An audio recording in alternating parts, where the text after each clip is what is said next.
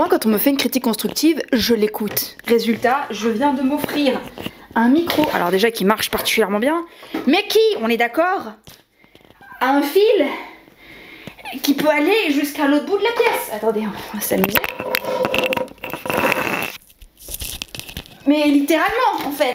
Bah, du coup, je vais en profiter. Je vais en profiter pour interviewer Hippo sans qu'il ait à bouger. Mon amour, t'as quelque chose à dire? Oui, non, ça se mange pas, mon amour, ça se mange pas. Non, non. Qu'est-ce que c'est? Qu'est-ce que c'est? C'est pas ton nouveau jouet. Salut mes petits bichons, j'espère que ça va. Voilà, je m'installe. Bah, j'ai enregistré cette vidéo et je me suis rendu compte que je suis définitivement très intelligente parce que j'avais utilisé ce micro, que j'avais bien branché à ma caméra. Mais il fallait une pile. Comment se faire respecter dans le milieu professionnel? Mais avant de rentrer dans le vif du sujet, comme d'habitude, sentez-vous libre de vous abonner, activer la petite cloche pour recevoir toutes mes vidéos. En ce moment, j'essaie d'être particulièrement active et de poser une vidéo par jour. C'est un exercice compliqué, il en convient. Autrement aussi, mettez un pouce si cette vidéo vous a plu et parlez-moi justement des difficultés que vous rencontrez dans votre milieu professionnel dans les commentaires. Je me ferai un plaisir de répondre. Alors avant tout, je vais faire ça maintenant, voilà. Avant de vous donner les conseils, je vais mettre un gros disclaimer. Je suis consciente que le monde du travail en soi est un contexte hyper délicat et que de nombreux abus sont possible, d'accord, du fait des rapports de subordination qui composent en ce moment, enfin qui composent la majeure partie du temps le monde du travail.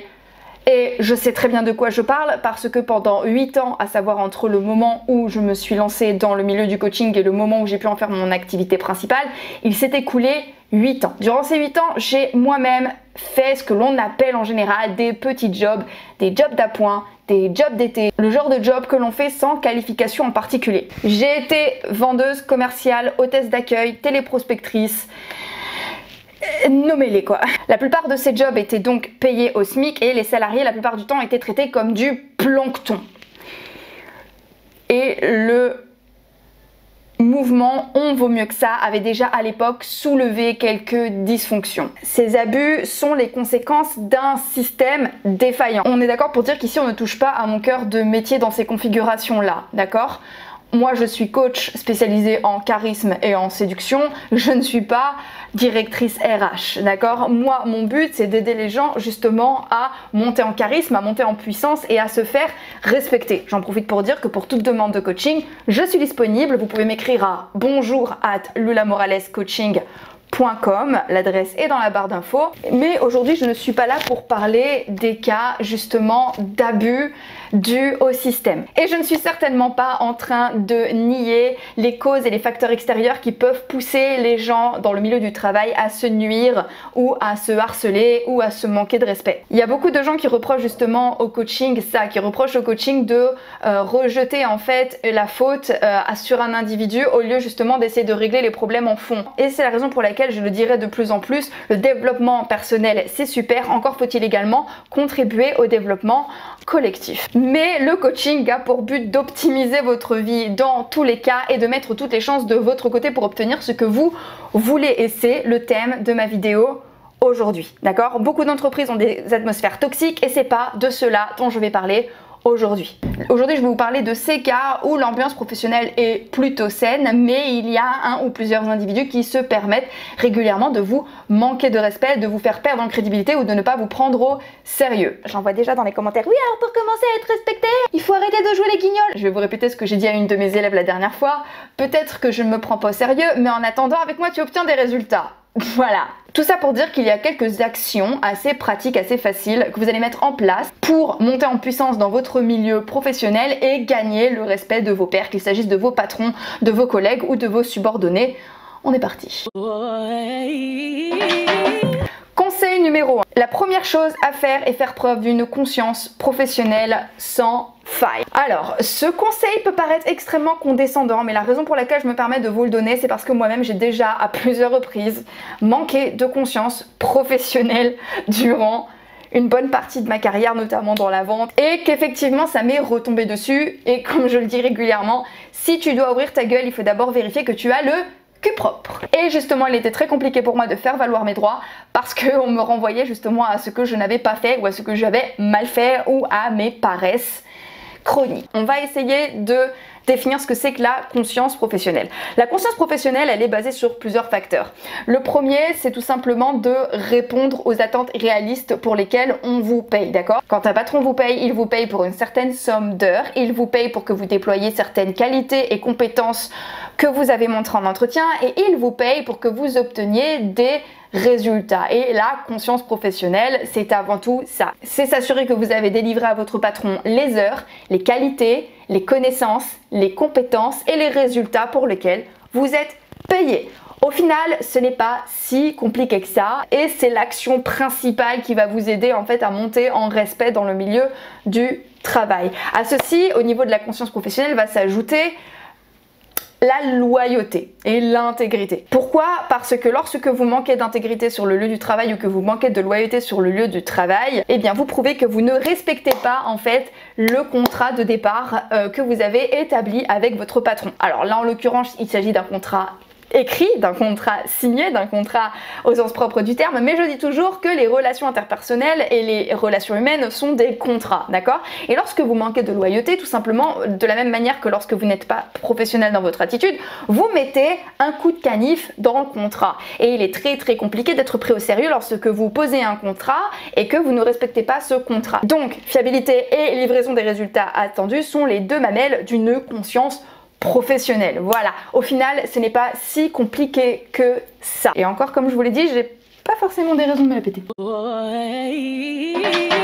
Conseil suivant, connaissez votre valeur et si vous ne l'estimez pas suffisante, développez-la. Qu'est-ce que j'entends par là? Renseignez-vous sur tout ce que vous êtes capable d'apporter aux gens avec qui vous allez travailler et renseignez-vous notamment sur la fourchette de salaire globale de votre cœur du métier ou sur les prix du marché en général ou sur les prix pratiqués sur le marché en général quand vous êtes à votre compte. Également, prenez conscience de l'argent que vous faites gagner à votre entreprise. Si une entreprise a pris la peine de vous recruter et prend la peine de vous verser un salaire et de payer des charges tous les mois, c'est que malgré tout, elle gagne de l'argent grâce à ce que vous allez faire, grâce à votre mission et grâce à vos activités. Et malgré tout ce qu'on peut dire sur le caractère exorbitant des salaires et notamment en France, si l'on vous paye, c'est que vous êtes rentable. Le jour où vous n'êtes plus rentable, on arrêtera de vous payer. Donc prenez conscience du fait que vous êtes rentable et pour cela, prenez bien conscience de ce que vous apportez à l'entreprise. En tant que personne qui est réquisitionnée par un particulier ou par un professionnel pour accomplir une mission, dites-vous bien que vous répondez à un besoin ou à une problématique chez la personne qui vous réquisitionne pour travailler, chez la personne qui fait appel à vos services. Donc, ce qu'il faut faire dans ces cas-là, c'est prendre le temps de s'asseoir et de faire le point sur quels sont les besoins pour lesquels on a besoin de vous, quelles sont les problématiques que l'entreprise a rencontrées avant d'ouvrir un poste et donc de lancer un recrutement et qui a fini par vous faire recruter vous aussi. Une entreprise ou même un particulier n'investit pas d'argent dans quelqu'un s'il n'est pas sûr d'avoir un retour au moins équivalent à l'argent dépensé. Donc demandez-vous quelles sont les problématiques auxquelles vous répondez et quels sont les bénéfices dont bénéficie l'entreprise grâce à vous. Il faut que vous preniez conscience de ça. Aussi, il faut que vous soyez très conscient de ce que l'entreprise attend de vous pour mieux le lui donner. Ainsi, vous deviendrez plus précieux dans le monde de l'entreprise. En clair, répondez du mieux que possible à ce besoin. Aussi, conservez précieusement toutes les preuves des fois où vous avez obtenu des résultats particulièrement bons, où vous avez eu l'opportunité justement de déployer vos compétences et d'obtenir des résultats exceptionnels, ou les fois où en période de crise, en situation compliquée, vous avez, grâce à un surcroît d'efforts ou grâce à un surcroît de compétences dont les autres ne bénéficiaient pas, ou votre capacité à trouver des solutions rapidement, vous avez tiré justement votre service, votre patron ou votre entreprise d'affaires. Parce que ce n'est pas tout de travailler dur, il faut également le faire valoir et être en mesure de le prouvé. Ce qui nous amène au conseil numéro 3. J'ai décidé d'interrompre ce programme pour vous donner rendez-vous demain pour la suite de la vidéo. Pourquoi? Parce que je me suis rendu compte que je veux faire des vidéos tous les jours, mais j'ai aussi envie de rentrer dans le vif du sujet, tu vois. Alors du coup, j'ai décidé de splitter cette vidéo en deux et de vous donner rendez-vous demain pour la suite des conseils pour apprendre à vous faire respecter sur votre lieu de travail. Donc en attendant, je vous fais des gros bisous. Comme d'habitude, sentez libre de vous abonner, sentez-vous libre d'activer la petite cloche, vous mettez un pouce si la vidéo vous a plu. Pour toute demande de coaching, sentez-vous libre de m'écrire à bonjour@lulamoralescoaching.com. Oh oui, j'ai une couronne sur la tête, oh oui, je trouve qu'elle me va très bien. Je vous embrasse et en attendant, comme d'habitude, n'oubliez jamais que si une petite quiche comme moi y arrive, tout le monde peut y arriver. Donc maintenant, c'est à vous de jouer.